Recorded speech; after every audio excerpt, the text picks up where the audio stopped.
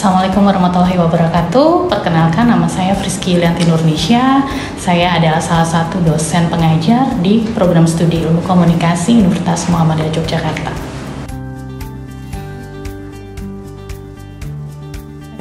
Hari ini saya ingin memberikan sebuah rekomendasi mengenai sebuah buku yang saya sukai dan saya pinjam dari perpustakaan Universitas Muhammadiyah Yogyakarta yang berjudul Wabi Sabi.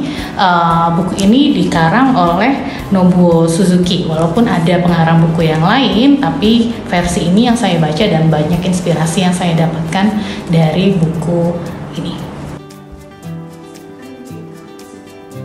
Baik, buku ini menceritakan tentang cerita bagaimana orang di Jepang, dimulai dengan cerita orang di Jepang dengan hidup yang penuh kesederhanaan, penuh dengan penghargaan terhadap hal-hal kecil yang kelihatannya tidak sempurna. Kemudian tapi dari ketidaksempurnaan itu justru menjadi sebuah nilai tambah bagi seseorang untuk lebih menghargai hidup, untuk lebih willing, untuk lebih frugal, untuk lebih menghargai apa yang terjadi, karena sesuatu yang terjadi di dunia ini maupun di kehidupan kita itu merupakan sebuah perencanaan yang nanti akan punya hasil akhir yang lebih baik dan surprise buat kita semua. Buku ini juga menceritakan tentang bagaimana kita lebih menghargai ketidaksempurnaan itu. Dia menekankan bagaimana ketidaksempurnaan itu sebetulnya bukanlah sebuah tanda sesuatu hal yang buruk akan terjadi dengan kita.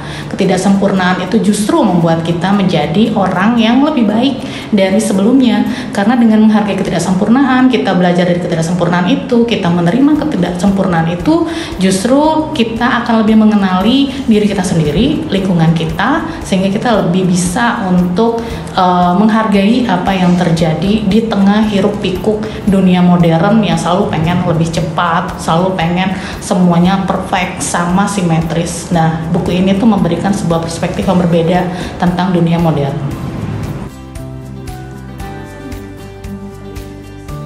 Nah, saya sangat menyukai buku ini dan merekomendasikan buku ini untuk dibaca oleh teman-teman, karena buku ini betul-betul memberikan perspektif yang berbeda di tengah kehidupan kita yang modern ini.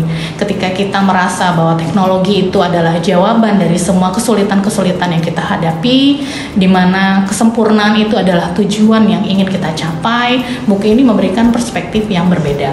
Karena di buku ini dia menjelaskan bagaimana dia juga menganalogikan bagaimana bentuk bunga, bentuk alam, bentuk tumbuhan, bentuk motif pada tubuh binatang, bahkan cangkir yang retak pada kopi, gelas teh atau mug yang biasa dipakai orang Jepang untuk minum, itu justru memberikan keindahan dan punya nilai yang lebih tinggi dibandingkan semua produk massa yang kita buat. Karena biasanya kan kalau produk massa semuanya sama, semua produk massa tuh kelihatan kalau ada defect sedikit langsung dibuang untuk merasa tidak memiliki standar yang sama. Padahal dalam buku ini tuh dia menjelaskan bahwa sebuah mug yang unik, tadi ada retakan bisa diolah, itu justru adalah sebuah naluri atau alat kealamian yang harusnya kita bisa menghargai, karena uniqueness kita itu, ketidaksempurnaan kita itu justru menjadikan sebuah nilai jual yang lebih tentang diri kita.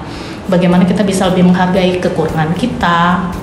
Jadi buku ini tuh betul-betul kayak memberikan perspektif yang berbeda kepada kita, memberikan pandangan yang berbeda tentang adanya ketidaksempurnaan itu justru menjadikan kita unik dan berbeda dibandingkan manusia yang lainnya. Oke, buku ini itu tidak sepenuhnya merupakan kertas biasa ya. Ada beberapa lembar dalam buku ini tuh yang dia eksklusif, artinya memang dia full color. Seakan dia ingin menegaskan kenapa sih kita perlu untuk menghargai ketidaksempurnaan itu tadi, bahwa tidak ada yang seragam, ada yang berbeda. Bahkan dia juga memberikan banyak sekali contoh mengenai lukisan, mengenai pemandangan, kemudian alam, hutan, bagaimana itu bisa membuat ketidaksempurnaan dari satu tanaman yang lain itu justru memberikan pandangan yang luas tentang, wah ternyata walaupun berbeda-beda, punya keutuhan yang sempurna gitu, dengan ketidaksempurnaan dari masing-masing tanaman itu. Dia betul-betul ingin menegaskan kepada kita bahwa nggak masalah kok kalau kita beda sama yang lain, nggak apa-apa kok kalau kita itu tidak sempurna, as long as kita tidak merusak atau tidak mengganggu ketumbuhan alam yang lainnya. Sehingga saya paling suka memang part-part yang dia ada lembar eksklusifnya tadi, kertasnya eksklusif, karena dia punya banyak contoh dan penjelasan tentang oh ini toh yang dimaksud dengan wabi-sabi tadi itu.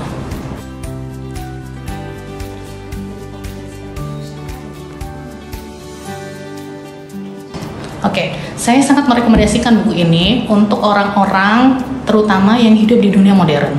Ketika mereka merasa bahwa kecepatan itu adalah hal yang utama, kesempurnaan itu adalah tujuan yang harus dicapai dan harus dipenuhi, saya betul-betul yang merekomendasikan buku ini kepada mereka. Karena dengan buku ini kita bisa sedikit untuk menarik nafas, untuk lebih menghargai hidup, untuk lebih menghargai proses, untuk menghargai kelemahan kita, kemudian betul-betul mengenali diri kita dan lebih mawas terhadap apa sih sebetulnya yang terjadi.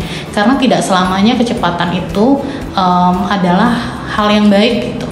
Kan banyak juga yang bilang bahwa mie aja harus masak dulu, semua yang instan itu belum tentu baik. Nah, buku ini tuh memberikan sebuah alasan untuk kita betul-betul untuk rileks sebentar, untuk lebih tenang, dan kalaupun mencapai tujuan itu kita akan merasa bahwa memang sebuah akhir adalah awal yang baru. Nah, buku ini tuh betul-betul kayak menjelaskan, oke, you achieve something and then it's not the end of your life, masih ada harus satu lagi yang diraih, tapi tetap kita menghargai prosesnya dan tidak mengejar kesempurnaan.